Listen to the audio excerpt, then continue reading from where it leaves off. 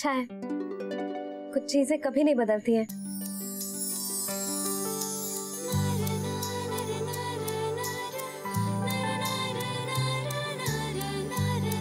दादी को क्या पता, अचार का असली मजा तो उंगली से खाने में ही है, जो पराठे के साथ भी नहीं है। लेकिन तुम आज क्यों नहीं खा रही? खाओ ना, खाओ।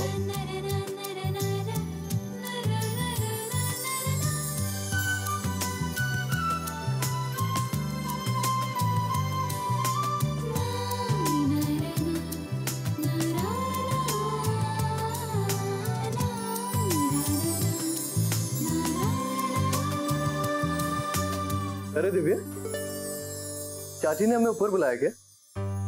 नहीं, मैं तो यही देखने आई थी कि तुम निधि से इतनी देर क्या बात कर रहे हो। बातें नहीं, हम तो यहाँ अचार खा रहे हैं। पुतुल ने बचपन की सारी यादें ताजा कर। निधि के बचपन के चक्कर में हम सब भूखे मारे जाएंगे। निधि, तू ये सब बातें ऊपर भी कर सकती है ना, और तुझे अपने हाथों के पराठे भी तो खिलाने हैं सिद्धार्थ को।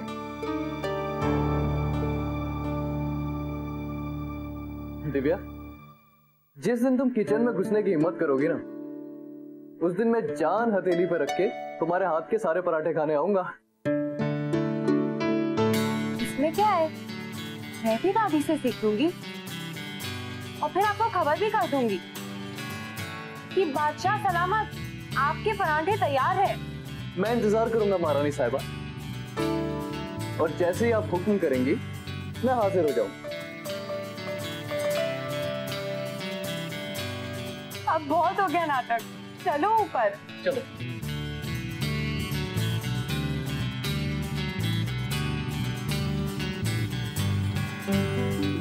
ये लो भाई, अम्मा जी के हाथों का अचार खा।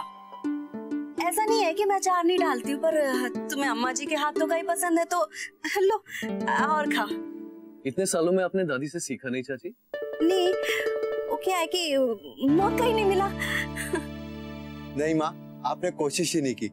वैसे भी अचार में है क्या, सब नाप तोल के डालो तो वही स्वाद आएगा। बिल्कुल नहीं आदित्य, स्वाद नाप तोल के थोड़े ही आता है। दादी के हाथों के आम के अचार में जो लाड है, उसे कैसे नापोगे तुम? पुराने जमाने में तो परिवार वालों की रेसिपी बाहर वालों तक पहुंचती तक नहीं थी। माँ से बेटी को, सास से बहू को जायदाद की तरह मिलती थी ये चीज।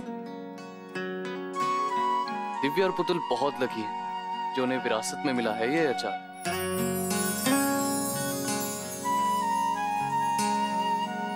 वैसे चाची, एक बात तो मैं यकीन से कह सकता हूँ कि आपके हाथों का आम का अचार भी कुछ कम नहीं। हाँ। पर ये स्वाद मुझे बचपन की याद दिलाता है। चंडीगढ़ में जब भी सोचता था तो मुंह में पानी आ जाएगा। और पुतुल तो मुझसे जलती भी थी, क्योंकि जैसे ही दादी को ये पता चलता था कि मैं आ रहा हूँ, वो मेरे लिए अचार बना दिया करती थी। झूठ, मैं कहाँ जलती थी?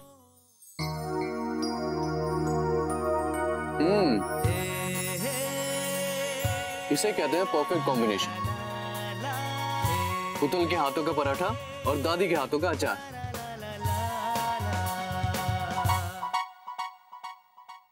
निधि, तू रहने दे, तेरी उंगली कट गई है ना। पराठे मैं बना लेती हूँ। पराठे तू? हाँ चल। मैं नहीं माँ, आप बैठ जाइए, आपके सिर में दर्द है ना। आज ही बनाओगी क्या? हाँ।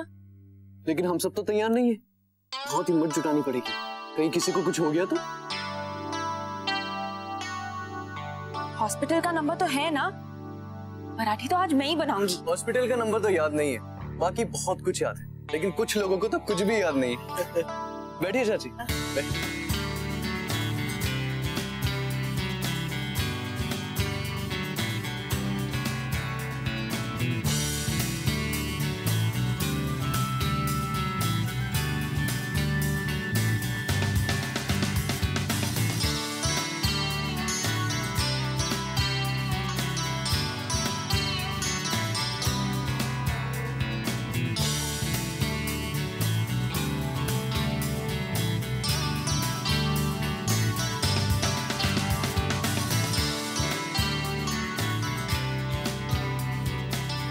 दिव्या दी, आप सिद्धार्थ भैया को ऐसा जला हुआ पराठा खिलाओगी?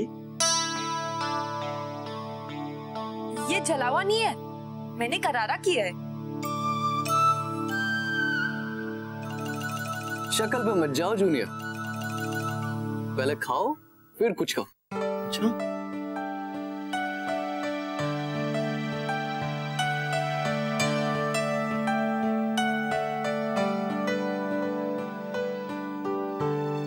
अब मैं ये बात कह सकता हूँ कि दिव्या के पराठे भी बिल्कुल दिव्या की तरह हैं।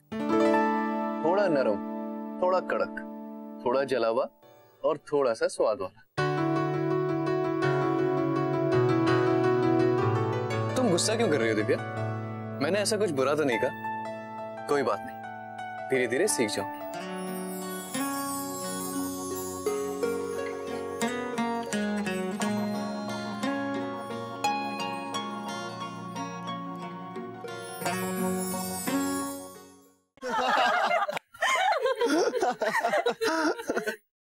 आज बचपन का फ्लैशबैक हो गया।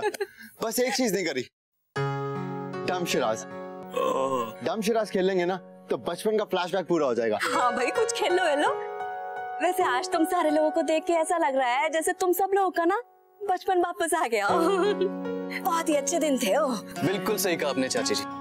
ये दोस्त, ये घर और ये जगह, यही तो मेरे बचपन के सबसे अच्छे दिन थे।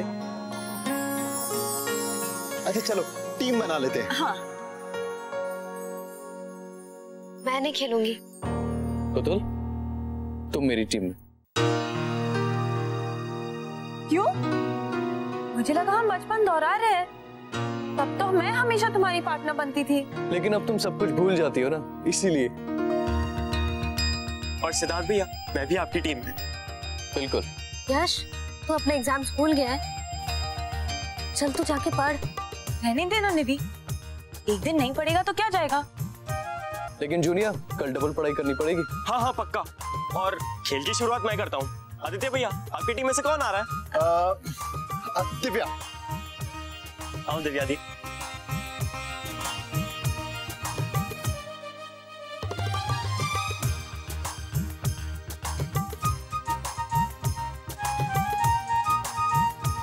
फॉरवर्ड्स, हिंदी। मैंने, मेरा नाम जोकर।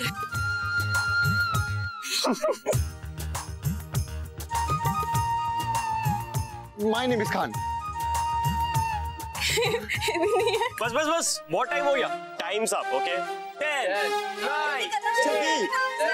9 8 4 3 2 1 0। Times up. तेरा मेरा। I hate love stories. ये कौन सी फिल्म है? आई थी अभी। क्या आदित्य भैया, आप इतना भी नहीं गेस कर पाए? तूने ठीक से एक्टिंग ही नहीं करी। मैंने तो ठीक से की, पर आप लोग समझ ही नहीं पाए। अच्छा चलो, अब मैं फिल्म बताऊंगा। तुम्हारी तरफ से कौन आ रहा है? दी, तुम जाओ। नहीं, मैं नहीं। निवी, आजा। हाँ हाँ चल बेटा, उठ जा। पुतुल, कोशिश तो करो, हम दोनों हैं ना तुम्हारे साथ।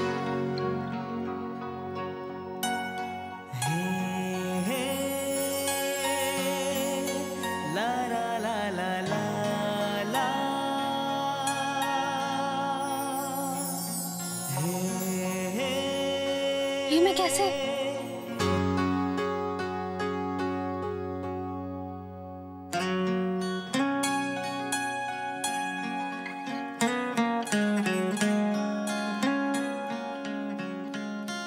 ऐसा करती हूँ, मैं ही करके बता देती हूँ। नहीं माँ, आप मेरी टीम में हो। अरे हाँ, मैं तो भूल गई। कितने वर्ड की मूवी है कुछ पता है? 5 वर्ड की मूवी, 4 वर्ड की मूवी, 4 वर्ड की मूवी है। तुम लोग जितनी मर्जी कोशिश कर लो, कोई नहीं गेस कर पाएगा।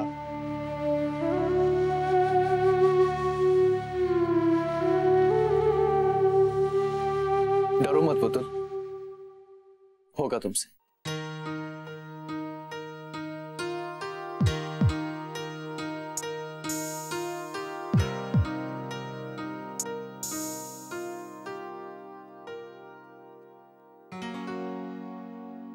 कभी अलविदा ना कहना। ये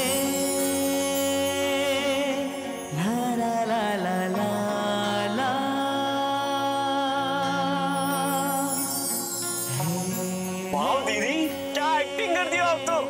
दिखा देते भैया, अभी तो पहली गेम की शुरुआत हुई है, आगे देखते जाओ क्या होता है।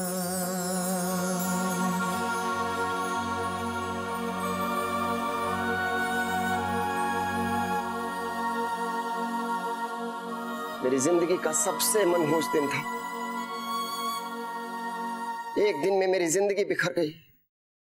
मैंने तो बस एक सपना देखा था, उस सपने को साकार करना चाहता था। हम दोनों के लिए नहीं, दोनों परिवारों के लिए। पर जवाहर ऐसा नहीं चाहता था। चाचा जी ने कहा तुम इसे काम सिखाओ, पर वो तो मेरी बात तक नहीं मानता था। मैं एक ईंट लगाता, वो 4 बिखेर देता। और आखिर एक दिन उसने मेरे सपनों की इमारत ही तोड़ी। सबने मुझ पर इल्जाम लगाया, किसी ने ये तक नहीं सोचा मैं कैसे अपने ही हाथों से अपने सपनों को मसल दूं। मैं तो बस अपनी फैक्ट्री बचाना चाहता था। अम्मा आओ देखो, दिखाता हूं तुम्हें। ये देखो, हमारे सारे कंसाइनमेंट वापस आ गए। मैंने तुम्हें कहा था कि मेरे काम में दखल मत दो। लाखों रुपए का नुकसान हुआ है हमें, और कल को ये बात जब मार्केट में फैलेगी ना, तो बस हमारे कंपनी के सारे ऑर्डर वापस आ जाएंगे। और एक बार हमारा नाम खराब हो गया, उसके बाद हमें काम मिलने की कोई उम्मीद नहीं है। मुझे जरा भी इस बात का अंदाजा है कि तुमने क्या किया है जवाहर।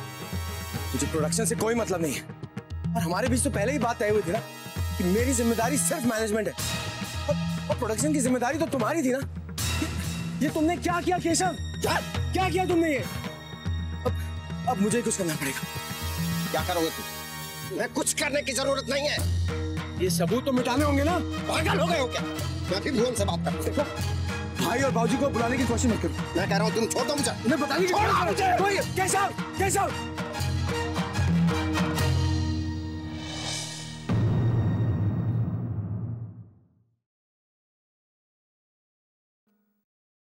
उस दिन भी मेरी बात किसी ने नहीं मानी। तब से आज तक आप मुझे सिर्फ चुप करवाते आए हैं, लेकिन अब मैं चुप नहीं रहूंगी। आपके हर फैसले का अंजाम हम सबको भुगतना पड़ता है, लेकिन अब मैं आपको कोई गलत फैसला नहीं लेने दूंगी। मेरे फैसले गलत नहीं थे। गलत थे। केशव को फैक्ट्री सौंप देना गलत था। इतने साल जवाहर को अपने से दूर रखना गलत था, और आज सिद्धार्थ को खुली छूट देना कि वो फिर उन्हीं लोगों से दोस्ती करे, ये भी गलत है। लेकिन अब मैं ऐसा नहीं होने दूंगी। बेटे को खोने की सजा भुगत रही हूं मैं। पोते का गम नहीं सहन कर पाऊंगी। जो भुवन ने किया वो सिद्धार्थ को हरगिज नहीं करने दूंगी मैं। मुझे भुवन को उस वक्त फोन नहीं करना चाहिए था, और मैं डर गया था कि पता नहीं जवाहर क्या कर बैठे। मैं जानता था कि मेरे कहने से वो नहीं रुकेगा।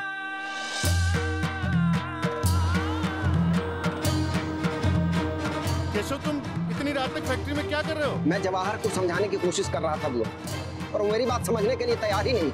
जवाहर से बात करो तुम।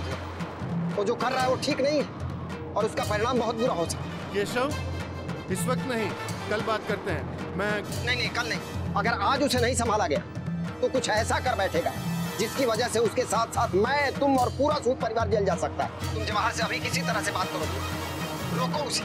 मेरे बस में होता तो मैं सब होने नहीं देता, और जवाहर मेरी सुनता ही नहीं है, मेरे हर काम में दखल देता है, और अब तो बात हद से ज्यादा बढ़ चुकी है। देखो तुम वहीं रुको, मैं बस अभी आया।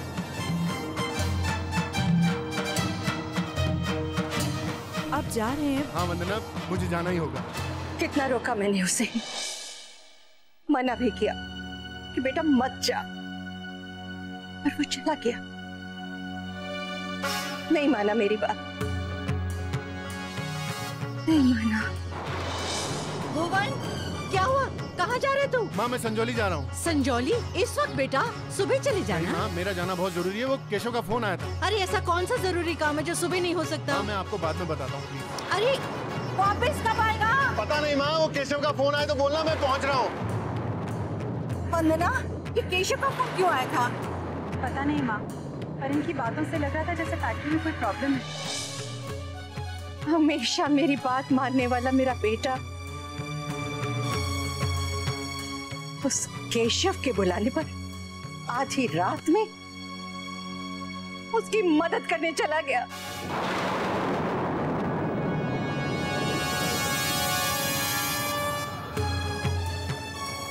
उस रात क्या होने वाला था ये तो किसी ने सोचा भी नहीं था अम्मा। जब मैं वहां लौटा आग लग चुकी। अरे कोई है?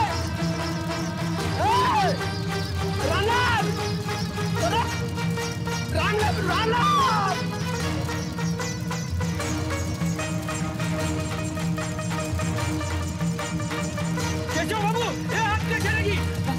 फायर ब्रिगेड को बुला के लाओ।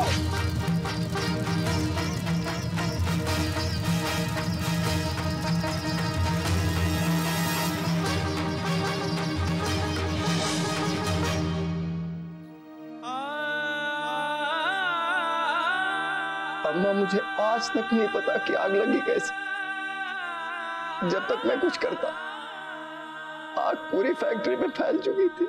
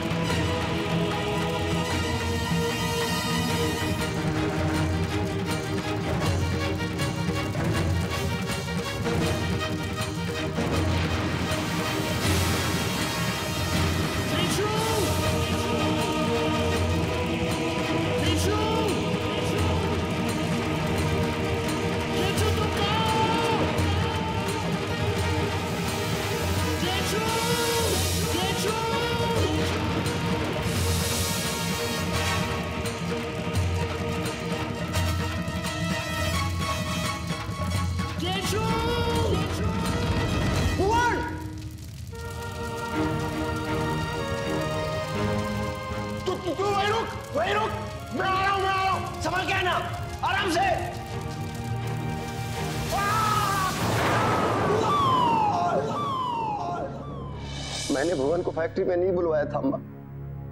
मैं तो जवाहर की हरकतों को बताने के लिए उसे फोन किया था। पता नहीं कब वो आया, कब फैक्ट्री के अंदर घुस गया, मुझे नहीं मालूम। मैं तो आग बुझाने की कोशिश कर रहा था अम्मा। मुझे क्या पता था कि भुवन मुझे बचाने के लिए फैक्ट्री में घुस आया है। और जब मैंने देखा अब बहुत देर हो चुकी थी अम्मा। मैं कुछ नहीं कर पाया। और मेरा दोस्त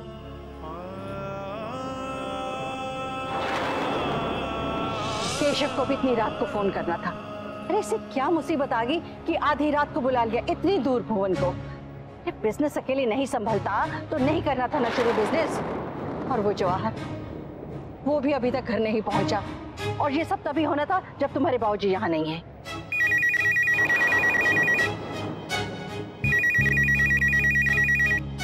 हेलो,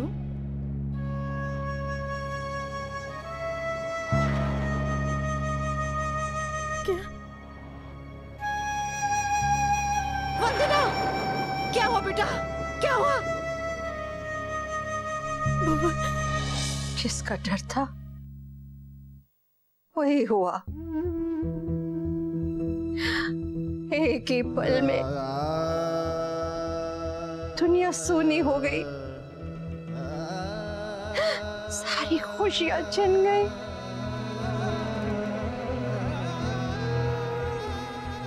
मेरा बेटा